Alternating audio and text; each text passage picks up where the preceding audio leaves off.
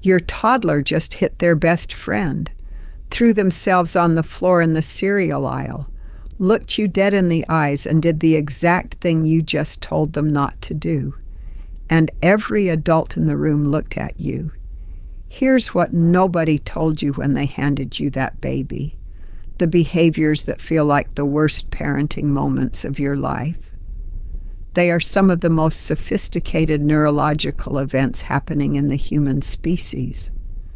Your toddler is not broken. They are not badly raised. They are not testing you because they enjoy watching you suffer. Though I know it can feel that way at 4 p.m. on a Tuesday.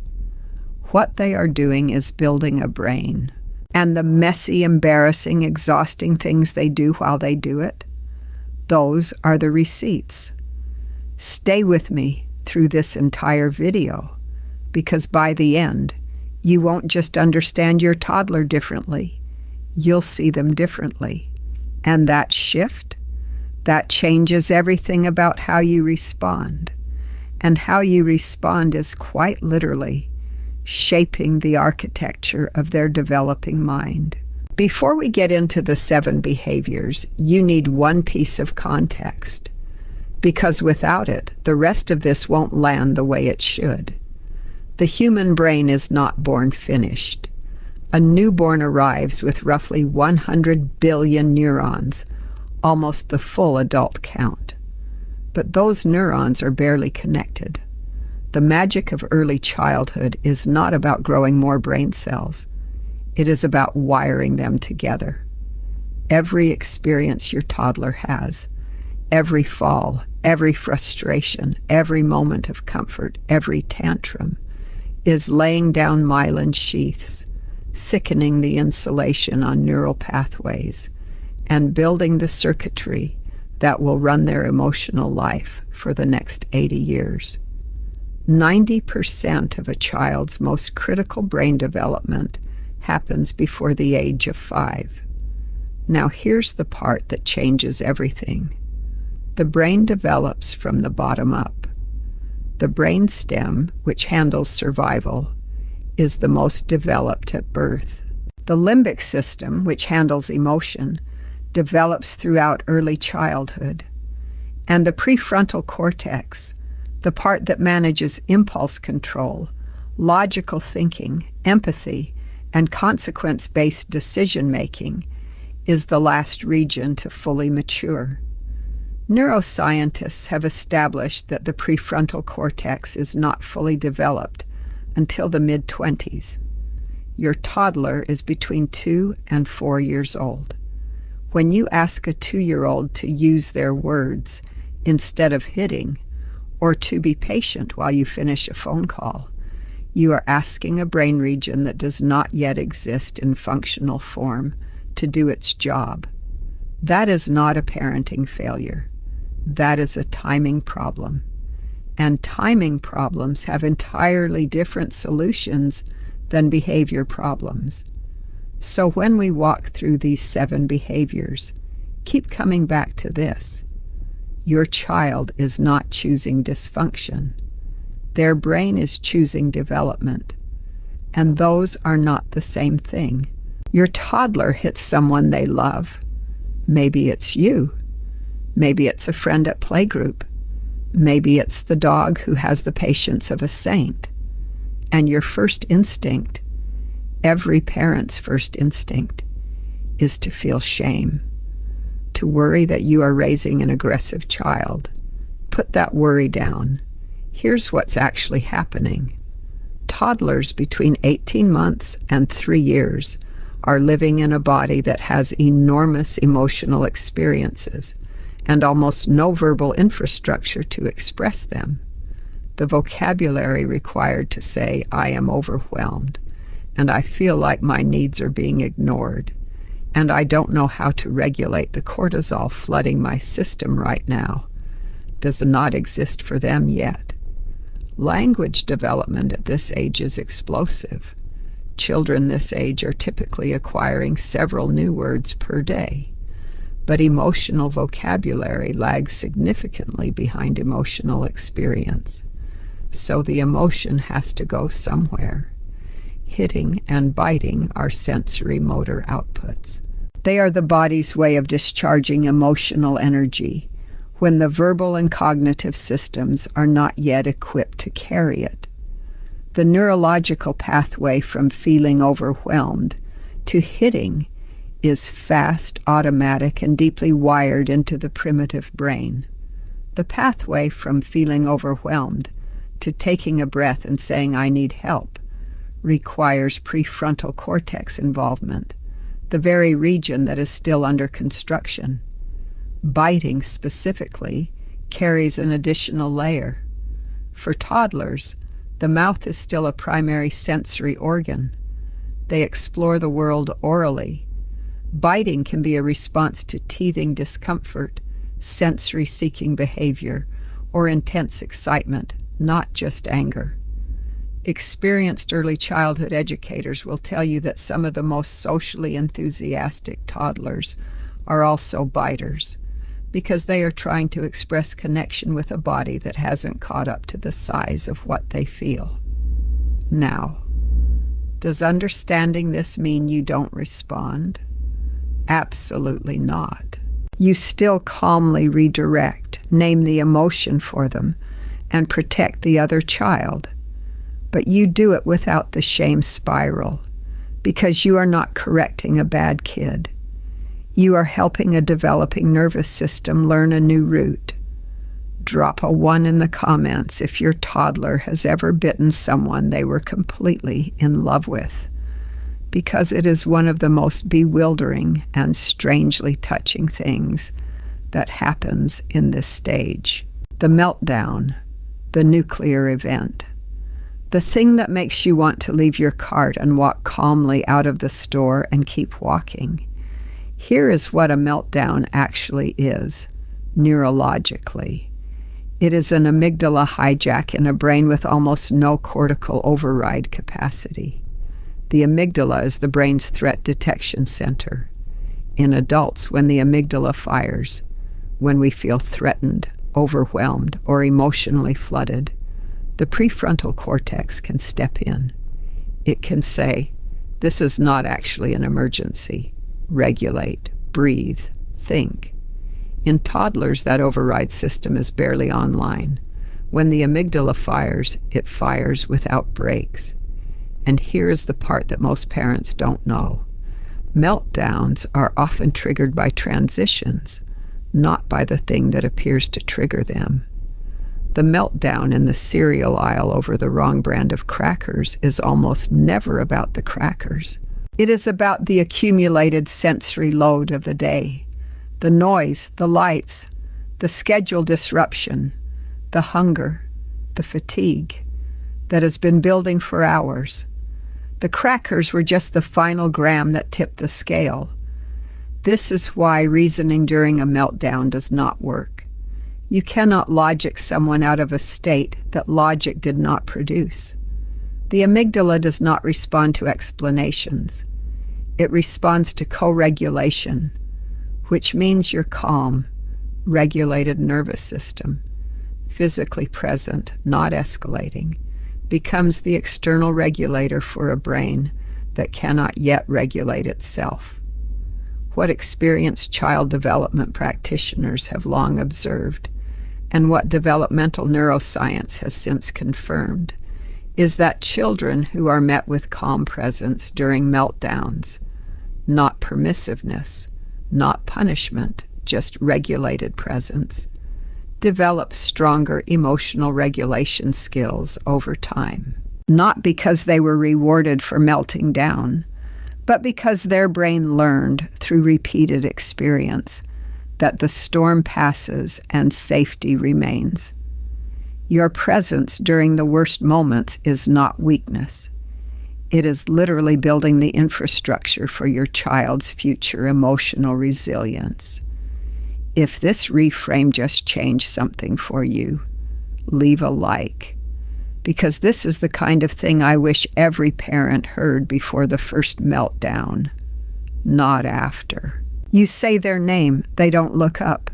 You say, "Please don't touch that." They touch it. You make direct eye contact and say, "It's time to go." They sit down. Is your toddler ignoring you?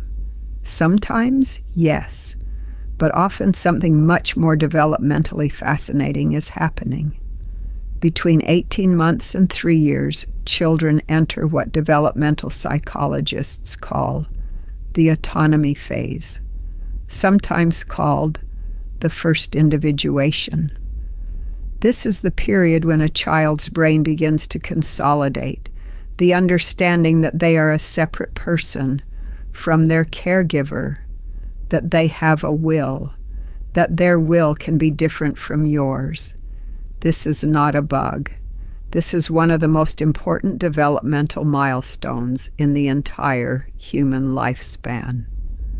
The ignoring behavior also has a neurological explanation beyond defiance. Toddlers have what researchers describe as a very narrow attentional spotlight. When they are deeply engaged in an activity, pouring, stacking, examining, exploring, their brain is in a state of focused absorption that is neurologically similar to what adults call flow. Interrupting that state is genuinely difficult for them, not because they are choosing to dismiss you, but because executive attention, the ability to disengage from one task and redirect to another on command, is a prefrontal cortex skill. Again, still under construction. Giving transition warnings, 2 more minutes, then we go, works not because it is a magic phrase, but because it gives the brain a chance to begin disengaging before the demand arrives. It works with the developing architecture instead of against it. And the deliberate testing, the looking you in the eye and doing it anyway. That is your toddler running a scientific experiment. They are learning cause and effect. They are mapping the consistency of your responses. They are building their understanding of how the world works by testing its edges. It is frustrating. It is also brilliant. The same cognitive drive that makes a toddler repeatedly push a button to see what happens is the same drive that will one day make them curious, persistent, and creative. The toddler who won't share, the one who grabs every toy at the playdate and sits on them like a small, determined dragon. The child who screams "mine" at a volume that seems physically impossible for someone their size.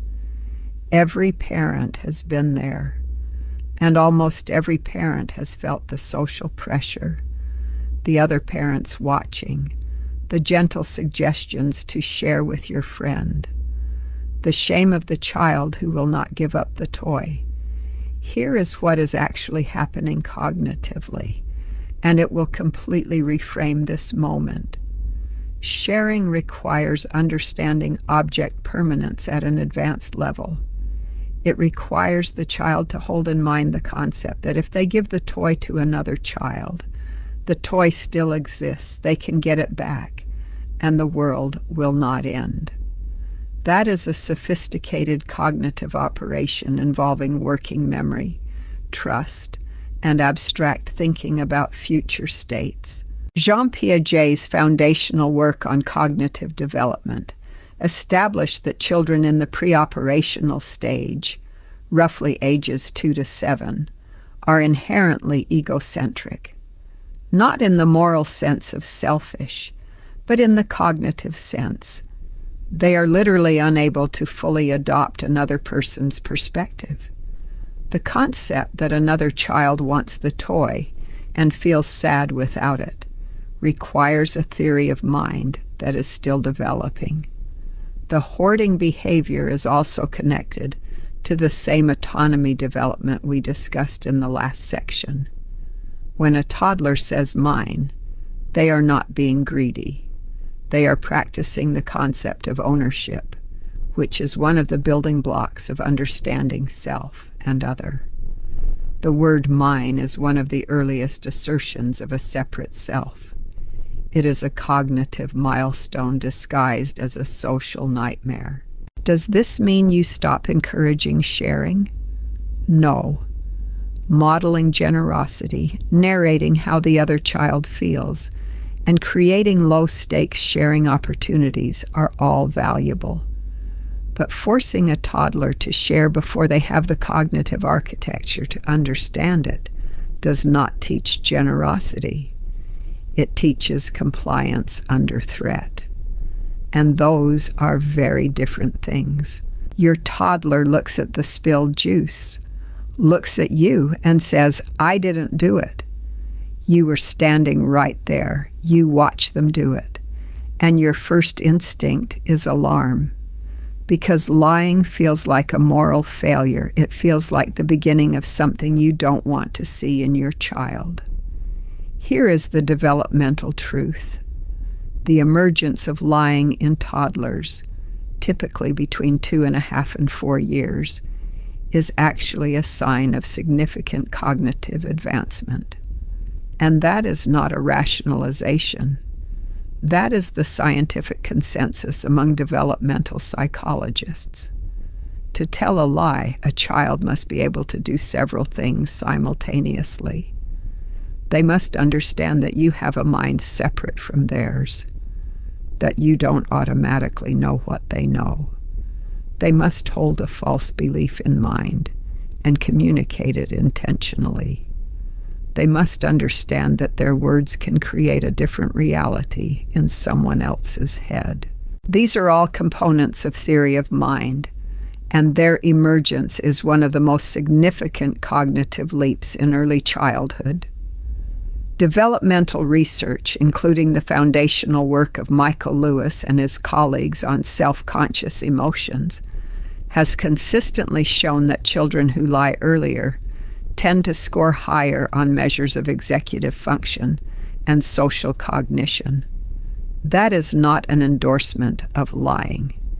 It is a recognition that the cognitive machinery required to lie is the same machinery required for empathy, perspective-taking, and complex social reasoning. The toddler lie is also almost always transparent, because they do not yet have the working memory or theory of mind sophistication to sustain a deception. They say, "I didn't do it," while standing in the evidence. They are practicing the concept, not executing a strategy. Your response matters enormously here. Shaming the lie produces shame, which, as developmental psychologist Dan Siegel's work suggests, does not build honesty. It builds hiding. Naming what happened calmly, holding the boundary without drama, and making honesty feel safe. That is what builds a child who tells the truth even when it's hard. Be honest with yourself right now. Have you ever felt weirdly proud when your toddler told a terrible lie? Comment below, because the developmental reason is exactly why you should be. If you have made it this far, you are not a passive parent. You are the kind of person who wants to understand, not just manage. And that distinction matters more than you know. What we do here every single week is take the science that lives in academic journals and developmental psychology textbooks and translate it into something you can actually use at 7 p.m. when everything is falling apart. If that's the kind of content that makes your parenting life feel less alone and more grounded, subscribing takes 1 second, and it means you won't miss what's coming next, because we have 2 more behaviors to cover. And the last one, separation anxiety, contains a piece of information about what your child is actually building when they cry for you that I think will stay with you for a very long time. The drop-off, the moment you hand your child to a caregiver and walk away while they reach for you, calling your name. The way that sound follows you down the hallway and sits with you for the rest of the morning. If you have ever had to do that drop-off, You know it is one of the hardest things about early parenthood, not because something is wrong, but because everything is right. Separation anxiety typically peaks between 10 months and 3 years, with a secondary peak around 18 months. And here is what is happening neurologically when your child cries for you. They are demonstrating that they have formed a secure attachment. They know you exist. They know you matter. They know that your presence and absence are different states, and that difference is worth protesting. John Bowlby's attachment theory, which has been built upon and refined by decades of subsequent research, established that the child who protests separation is the child who has developed a reliable internal model of their caregiver. They have learned through hundreds of repeated interactions that you are a source of safety. The protest is not manipulation. It is evidence of a working attachment system. The children who do not protest separation, who seem entirely unbothered when a parent leaves, are not more independent. Developmental researchers have found that apparent indifference to separation can sometimes indicate an insecure, avoidant attachment pattern, where the child has learned that expressing need does not reliably bring comfort. The protest, in other words, is the healthy response. What you do at the moment of separation shapes this system profoundly. A confident, warm, brief goodbye, acknowledging the feeling, naming your return, and leaving without prolonged hesitation is what attachment researchers call a secure base departure. You are not abandoning your child. You are teaching them that you leave and you come back, that the world is predictable, that they can survive the discomfort of your absence because they trust in your return. Every confident goodbye you give your child is a deposit into their capacity for resilience. The cry is not a failure. It is a bond made audible. We have covered 7 behaviors: hitting, biting, meltdowns, ignoring instructions, hoarding toys, lying, separation anxiety. And if you have been paying attention, you have probably noticed something. Every single one of them traces back to the same underlying reality: a brain that is developing rapidly, unevenly, and in a sequence that puts emotional experience far ahead of emotional management. The prefrontal cortex, impulse control, logical thinking, perspective-taking, consequence-based decision-making, is the last to develop. The emotional brain, raw, reactive, powerful, is fully online years before the regulation system is ready to manage it. That gap between what a toddler feels and what they can do with what they feel is the entire terrain of early childhood parenting. Understanding this does not mean you stop setting limits. Limits are not the enemy of development. They are part of the scaffolding. A toddler without consistent, calm boundaries is a toddler whose brain is getting no information about how the social world works. What changes when you understand the neuroscience is not whether you respond, it is how. You respond with less shame and more curiosity. You ask, what does my child need right now? Instead of, why are they doing this to me? You set the limit without making the child feel that the limit means they are bad. Because children who feel fundamentally bad about themselves do not become more regulated, they become more dysregulated. Shame is not a teaching tool. It is a wound. What the research on early childhood consistently shows, across attachment theory, developmental neuroscience, and clinical child psychology, is that the single most powerful variable in a child's developmental outcome is not the absence of difficult behavior. It is the quality of the relationship within which that behavior is met. Your toddler does not need a parent who never gets frustrated. They need a parent who gets frustrated, takes a breath, and comes back, who sets the limit and stays warm, who says, "I see you," in the middle of the storm. The behaviors in this video are not problems to be solved before the real parenting begins.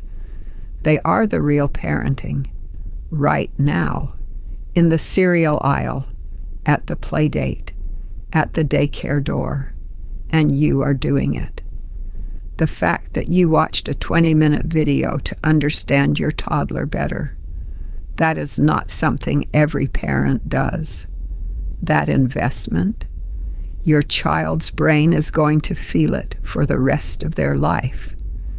If you know a parent who is in the thick of this, who is exhausted and doubting themselves, send them this video right now, not because it has all the answers, because it might make them feel a little less alone, and a little less alone is sometimes everything.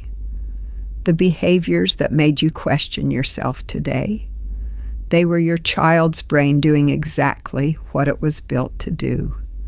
Thanks for watching. The end screen has more videos in the same world. Thanks for being here. Pick whichever video on the end screen calls to you.